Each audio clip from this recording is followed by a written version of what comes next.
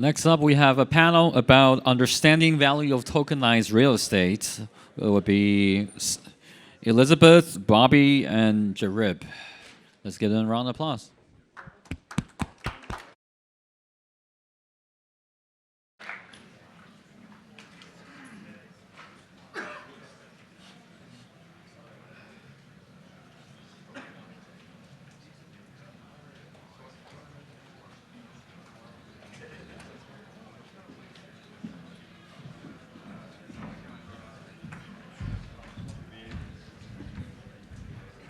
Hello, hello. All right. Hello, everyone. So I'm Elizabeth, and here we have Jarib and Bobby. Mathieu couldn't make it today.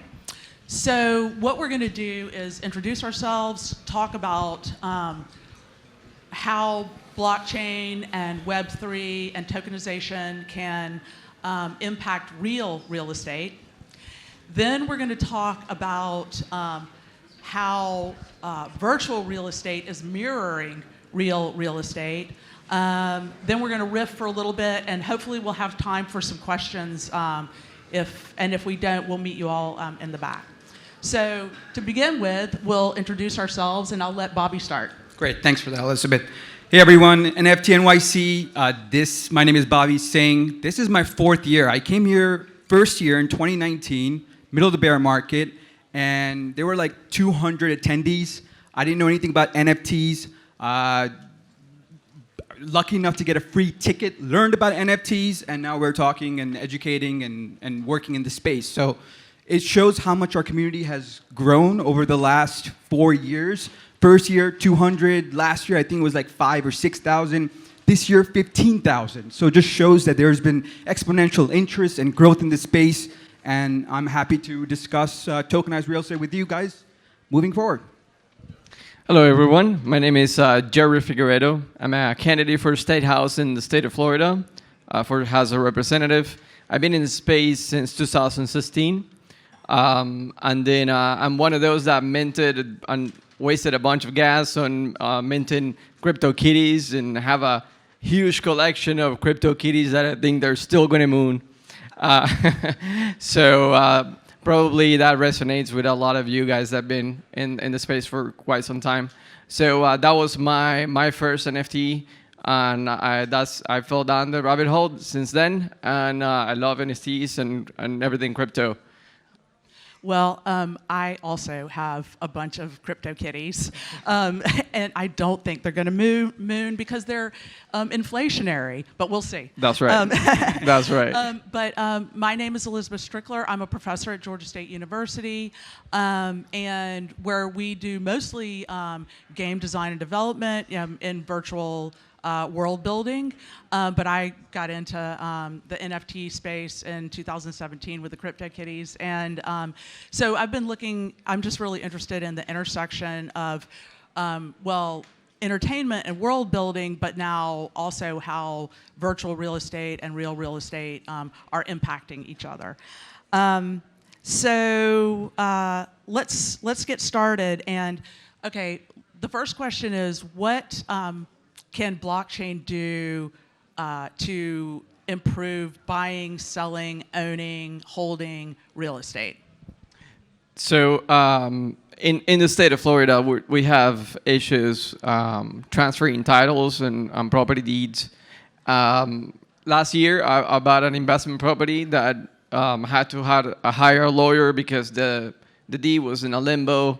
It was quick deed from one owner to the other owner. And then I strongly believe that process can be improved with blockchain.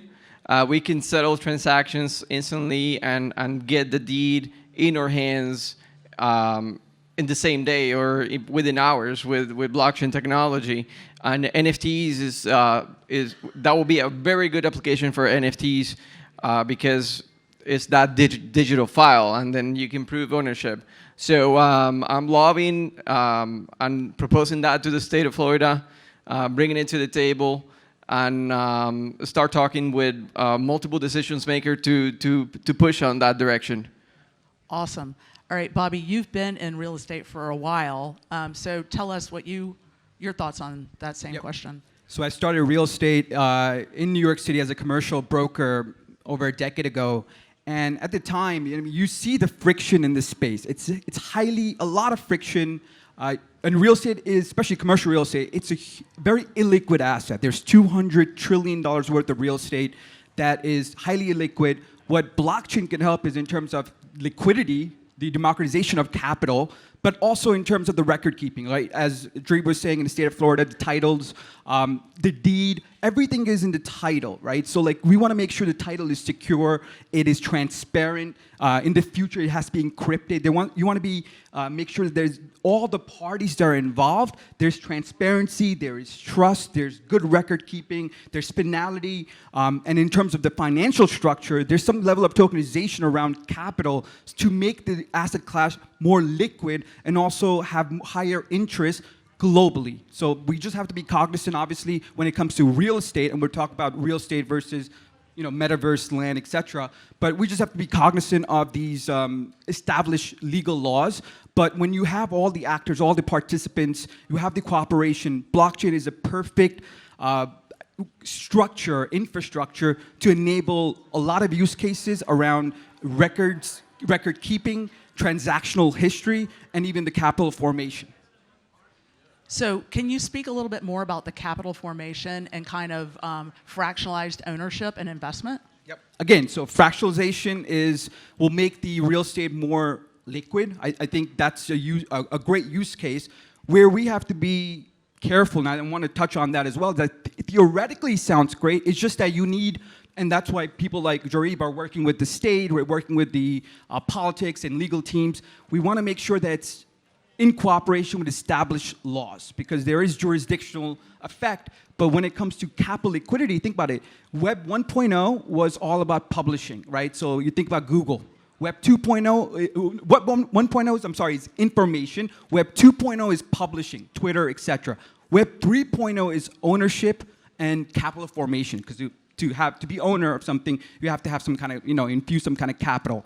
So what real estate can help when it's tokenized is that capital allocation and ownership, right, in a form that's even an NFT, could really be streamlined, where you could own X amount of fractionalized share that represents a token. Imagine if you had Empire State Building, it's a $2 billion property. Imagine tokenizing it into 2 billion shares, let's say. 2 billion people could own $1 of Empire State Building and have the pride in saying title ownership, saying, I own the Empire State Building. Next time you're in New York, you're going to be like, oh, I own that, and I own Empire State Building, and you actually do. So what it does is, when you fractionalize something, it also, even though you only had maybe $1 in, it gives you that sense of ownership. And I think as humans, this is what's amazing with NFTs, is that you get that collector. You could be collector of Empire State Building, you could be collector of so many different virtual land, and you have that ownership kind of mentality where you're more likely to talk about it, you're more likely to have pride in ownership, you're more likely to develop on it. So the concept of title is extremely important, and when you fractionalize something, you're just democratizing the access, so more people in the community are interested in that piece of property or house, etc. So I think it's just a positive network effects when you fractionalize, when you tokenize something. And you can also, a really good application for that would be timeshares. We have a huge mega business in Florida, one of the biggest in timeshares, and very successful. So you can own a piece of the property, and then you have an actual NFT that you own that you can transfer to someone else. Maybe I don't use that timeshare, and maybe I said, hey, you live in Florida, have a piece of property in Florida that I don't use as much. I'll transfer it for you. So that's a really good application. Yeah. So we were talking about sort of centralized, blockchains and centralized mentality versus decentralized. And some of you all might have heard of CityDAO, which is in Wyoming, which is they've taken just a plot of land and put a grid on it, and then you can buy one portion of that grid as an NFT, and you're in a DAO. And that's very decentralized, but you can start to imagine the problems that could prop up with that. So I think it's really important to keep a sober mind set in all of this. And so there's great ability to do this sort of fractionalized ownership and all these different ways to invest and do ownership. But at the same time, we have to remember taxes have to be paid. Local jurisdictions apply. So really, we came here to kind of talk about what we do know, but to pose a lot of the questions, because none of this is really all figured out, which means there's a lot of opportunity. So talk to us about space. So I have a project, thanks for that. So I have a project we call Nifty Sky DAO. We're actually tokenizing space, which is space is real estate, right? Like think about a moon, Mars, and beyond. It sounds crazy, but NASA, United States Geological Survey, International Astronomical Union, they've actually done mapping, and this is the most expensive mapping of any planetary body, including Earth. They've done mapping where you can see where the minerals are, because let's say if you want land on Mars, right? You don't want any land. You want land where there's minerals, perhaps there's water, most importantly, which is human, which is necessary for human survival. So what we've done is we've taken that public data, right? This is all public NASA data. We've tokenized it. And we tokenized it in a way that you can buy a piece of land in space and you can have pride of it. Hey, I own a region on Mars, and it's backed by scientific data. So what we did is we tokenized it, all the scientific references, because this is not my work, this is work of NASA, IAU, USGS. These are government entities. We've tokenized it. We put it in an NFT deed where the mapping, the regional mapping, is your deed, and all the metadata is is part of that supports the deed. So there's like 2,000 different regions. So I think it's amazing where you can take these use cases and not just apply it here on Earth, but in the future you can apply this anywhere else, because this is real property. And then we're going to talk into more of the virtual real estate as well. Well, so that was actually, I'm going to come right to you. Okay, that was what I wanted to start with, was like, so he's tokenizing space, so it may as well be the metaverse, right? Because we might get there, but not anytime soon right now. I meant space, the metaverse. So the metaverse, my proposal for a talk for this conference was called Tokenizing Your Twin City, because where I work at Georgia State University, we do a lot of entertainment, so we do a lot of virtual world building. We also do a lot of digital twinning. So digital twinning of yourself as an avatar, but you can digital twin, most buildings start with something like a CAD drawing that then can be turned into a metaverse entity very easily. So what are the impacts, and what are the, what does a digital twin of a city or of a building enable, and what does it, and how will it enhance the real world, and how will virtual real estate enhance the virtual, vice versa.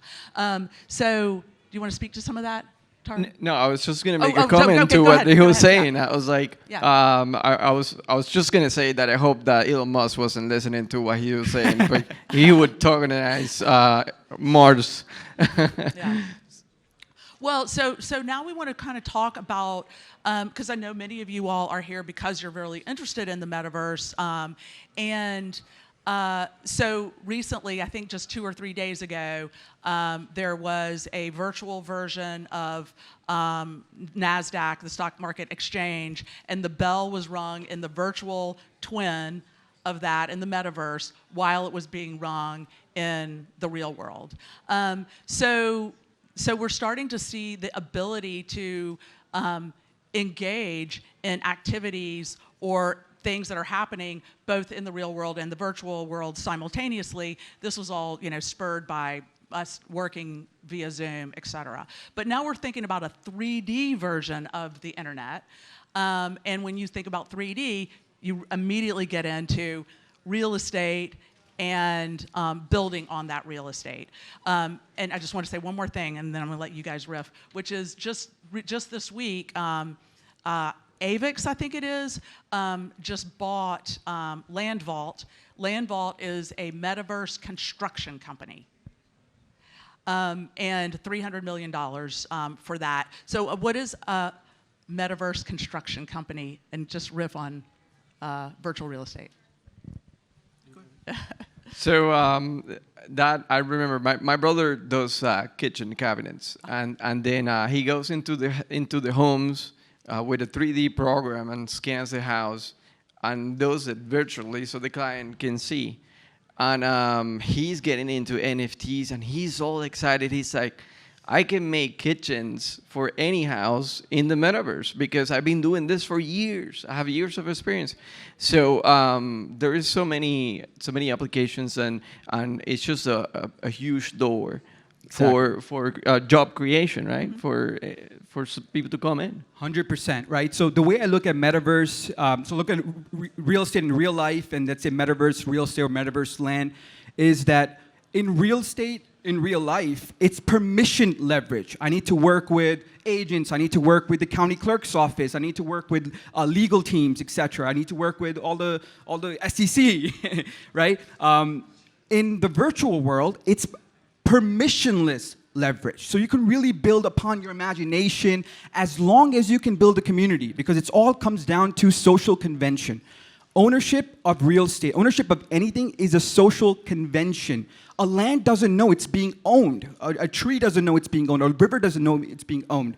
It's us assigning title, ownership. So when you own something, whether it's in the real world or in parallel a metaverse world, you have the ownership of it. You have the title, you have the NFT, so you're more likely to talk about it, you're more likely to have a community around it, you're more likely to have liquidity around it when there's community, when there's people, when there's buzz, when there's hype, when there is just so many interested parties that believe that same story.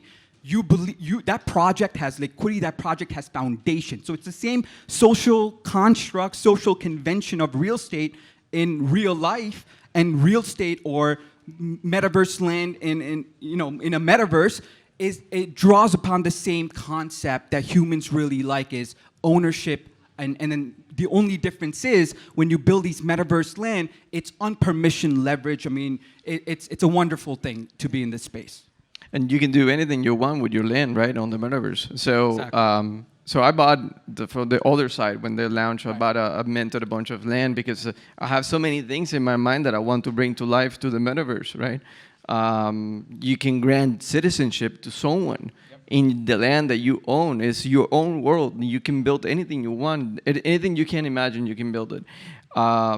So, and then I think, things that make metaverse land valuable is, for example, location. Location. Right. Because we're talking that drawing, similarities with the real world. So location is important because location, I would say, means scarcity, right? That's the main important thing. Is scarcity. Yeah. If you mint if you have other side, and the other side comes and mints like another 100,000 plots tomorrow, well, there's no scarce factor. We have that social convention, real estate, invest in real estate. God isn't making any more of it, right? So it's that digital scarcity that you can also mimic, and Bitcoin does that with unit of energy in terms of money. So it's all about scarcity in the real world and the virtual world. And the marketing power that could also have. So, for example, now putting an ad on Times Square doesn't have the same impact that may have 50 years ago. Right. Because people are on their phones and people are more in the digital world than on the real world. So the metaverse is an amazing fit for marketing because you have people attention. If they're in a 3D space and then looking around, and then you just own the land next to a big venue that is attracting 10,000 people for a concert. Now you can put an ad on that venue, on that land that you own. So the applications are limitless. Exactly. Yeah. So one of the things that when people are talking about there's such a labor shortage going on right now, and I always say it's because everybody's gone to build the metaverse. But I do think that there's a lot of people working in that space. And when we say build the metaverse, when you say build, that means labor. And labor, and when you do something in the metaverse and you build something, you want to be paid for it and you want it to own it. And so that's how I always describe NFTs to people. NFTs actually are the result of labor, and that's why you need to pay for it. Just like, you know, if you walked up here and took, I don't know, this chair from here, you would be a jerk, right? Because somebody, you know, or even something smaller, even, you know, just like a book from a bookstore or something. But that's because it took labor to build that. Everything that we all do right now is a file. So even when you build in the metaverse, it's like a, you know, an FWB file or FLB file or a, you know, .jpeg or a .mov file. Everything that we do, even a PDF, that's labor. So everything in the metaverse has to be owned and NFT'd because it took labor to build it. So that's why the NFT and the metaverse are so tightly tied, is because as we build, we need to own.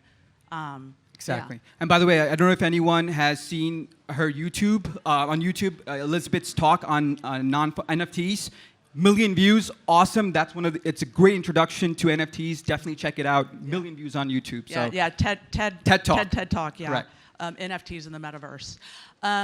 Let's see, should we take questions? I don't know how much more time we only have. have 2 minutes. Oh, we only have 2 more minutes. Oh, okay. Well, then let's just let everybody have their say, and then we'll meet at the back if anybody wants to talk to us. Yep.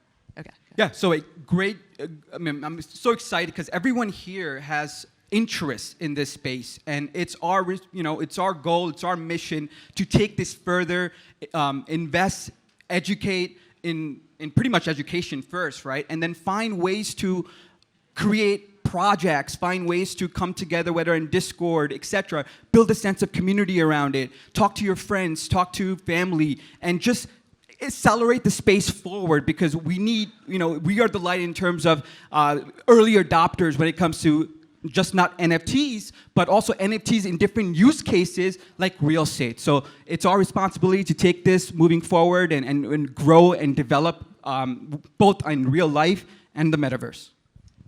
That's right. And then I would love to engage with you, talk to you if you're an artist, someone that could. I'm looking for a team to work on a project for the other side metaverse, and then so this is a great place to find great people and network. So please come and talk to me. Jarib Figueredo, I'll be on the back. Yeah. I'm working on a smart city in Atlanta, Georgia, on 10 acres, and we're looking for people who want to invest in a city as a software service before we do the building. So anyone that's interested in that, wants to talk about investment there, please talk to us in the back.